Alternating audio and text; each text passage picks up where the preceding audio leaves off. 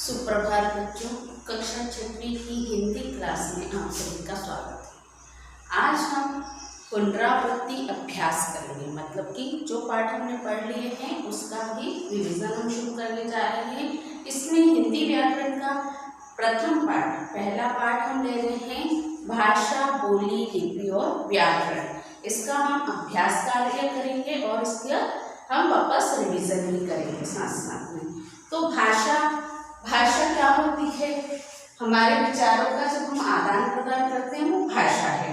हम जब अपने भावों या विचारों का आदान प्रदान करते हैं उसे हम भाषा कहते हैं। भाषा के दो रूप होते हैं, मौखिक भाषा और लिखित भाषा। ये हमने पढ़ चुके हैं, इसके पहले वीडियो बन चुके हैं, आप उसमें जाकर देख सकते हैं। यहाँ पर मैं थोड़ा सा छोटे रूप में आपको भाषा, लिपि, बोली और व्याकरण के बारे में बताऊंगी और फिर उसका हम जो एक्सरसाइज है, अभ्यास कार्य है, वो करेंगे। तो उसमें भाषा के दो रूप होते हैं, मौखिक भाषा और लिखित भाषा। मौखिक भाषा जब हम बोलकर अपने भावों को या विचारों का आदान प्रदान करते हैं तो उसे मौखिक भाषा कहते हैं, और जब हम लिखकर अपने मन के भावों या विचारों का आदान प्रदान करते हैं तो उसे लिखित भाषा कहते हैं। ये हमने पहले पढ़ चुके हैं। इसके अलावा भाषा का विशिष्ट प्रयोग किया जाता है। तो जो विशिष्ट प्रयोग में हम मातृभाषा जो होती है, तो सभी की अपनी अपनी मातृभाषा होती है।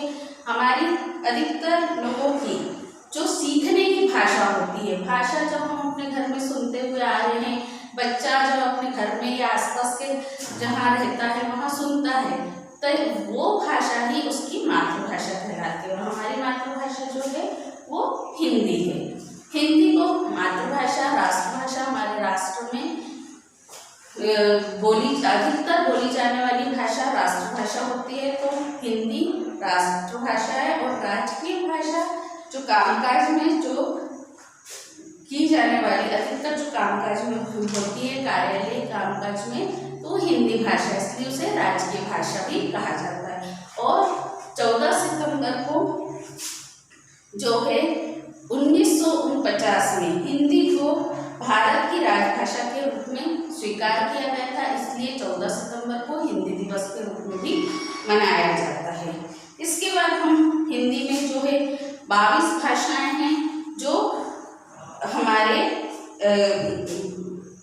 भारतीय संविधान द्वारा 22 भाषाओं को मान्यता प्रदान की गई है।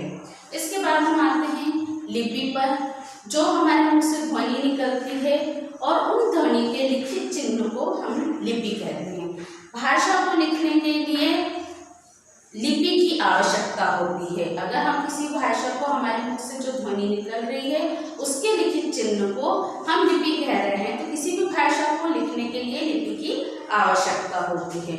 हर भाषा की अपनी अपनी लिपि होती है। जैसे देवनागरी लिपि है तो वो हिंदी, मराठी, संस्कृत, इन भाषाओं की लिपि देवनागरी है। अंग्रेजी, फ्रेंच, स्पेनिश, जर्मन, इन भाषाओं की लिपि रोमन होती है। फारसी, अरबी, उर्दू की लिपि जो है फारसी लिपि है। और पंजाबी भाषा की लिपि जो है वो गुरुमुखी है। इसके बाद व्याकरण वह साधन होता है जो हमें शुद्ध बोलना, लिखना, पढ़ना सिखाता है। और बोली वह होती है जिसका सीमित क्षेत्र होता है और ये किसी क्षेत्रीय रूप में विकसित होती है, तो वो बोली होती है। भाषा हमारे विचारों का आदान प्रदान होता है और बोली जो होती है वो क्षेत्रीय रूप में विकसित होती है। और अल्प विकसित भाषा का ये अल्प विकसित रूप होता है। अब हम इसकी एक्सरसाइज करेंगे। तो आप पेज नंबर 8 निकालेंगे। पेज नंबर 8 पर सही विकल्प पर सही का निशान लगाना है। परिवार में सीखी गई भाषा कहलाती है मातृभाषा, राष्ट्रभाषा या राजभाषा। तो इसका सही आंसर है मातृभाषा। भाषा के नियमों का ज्ञान कराता है। लिपि, व्याकरण या वाक्य विचार, तो सही जो नियम बता रहा है, हमको शुद्ध बोलना लिखना सिखाता है, तो वो व्याकरण ही होता है। भाषा के मौखिक रूप के अंतर्गत आता है सुनना, पढ़ना, लिखना, बोलना या सुनना, बोलना। तो हम सुन सकते हैं और बोल सकते हैं, ये मौखिक रूप के अंतर्गत आता है। स्थानीय व बोलचाल की भाषा को कहा जाता है बोली।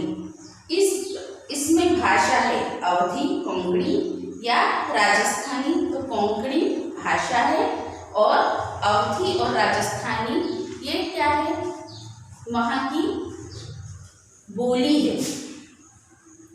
रिक्त स्थानों की पूर्ति कीजिए। बोली का कोई निश्चित नहीं होता। व्याकरण, भाषा के शुद्ध रूप का ज्ञान खालिस्तान कराता है, तो वहाँ भी आएगा व्याकरण। फ्रेंच, जर्मन, अंग्रेजी भाषाओं की लिपि है रोमन और ध्वनियों को लिखने के लिए विशेष चिन्हों को लिपि कहते हैं। अब है सही कथन पर सही का निशान और गलत पर गलत का निशान लगाना है। भारतीय संविधान में कुल 20 भाषाओं को मान्यता प्राप्त है, गलत। हम लिखित भाषा को सबसे पहले सीखते हैं, गलत। संस्कृत, हिंदी, नेपाली और गुजराती भाषाएं गुरुमुखी लिपि में लिखी जाती है, गलत। बोली भाषा का अल्प विकसित रूप होती है, सही। और पंजाबी भाषा की लिपि गुरुमुखी है, वो भी सही। अब निम्नलिखित भाषाओं की लिपि लिखना है। जर्मन तो रोमन, संस्कृत की देवनागरी, पंजाबी गुरुमुखी, बांग्ला इसकी लिपि भी बांग्ला ही आएगी, मराठी देवनागरी, अरबी की फारसी लिपि। नीचे दिए गए प्रश्नों के उत्तर दीजिए। हमें भाषा की आवश्यकता क्यों है? तो इसका आंसर आएगा अपने विचारों के आदान प्रदान करने के लिए हमें भाषा की आवश्यकता होती है। अपने भावों या विचारों का आदान प्रदान करने के लिए हमें भाषा की आवश्यकता होती है। प्रश्न जो है वो दूसरा, मौखिक भाषा को भाषा का मूल रूप क्यों कहा जाता है? मौखिक भाषा का सबसे प्राचीनतम रूप है, इसलिए इसे भाषा का मूल रूप भी कहा जाता है। लिपि की प्रश्न 3 जो है, लिपि की क्या आवश्यकता है? लिपि जो होती है हमारे मुख से निकलने वाली ध्वनियों को लिखने के लिए लिपि की आवश्यकता होती है। ध्वनियों के लिखित चिन्ह के लिए लिपि की आवश्यकता होती है। प्रश्न 4, देवनागरी में लिखी जाने वाली कुछ भाषाएं बताइए। तो देवनागरी में संस्कृत, गुजराती, मराठी, कोंकणी भाषा लिखी जाती है। भाषा और बोली में क्या अंतर है? भाषा जो होती है हमारे मन के भावों या विचारों का आदान प्रदान करने का साधन है, और भाषा का जो क्षेत्रीय रूप होता है वो बोली होता है। बोली अल्पविकसित भाषा का अल्पविकसित रूप होता है। तो यही दोनों में अंतर है। तो यहाँ पर आपका अभ्यास कार्य पूरा हुआ और आपको सभी को इसके क्वेश्चन आंसर अपनी कॉपी में लिखना है और पढ़ना है। धन्यवाद।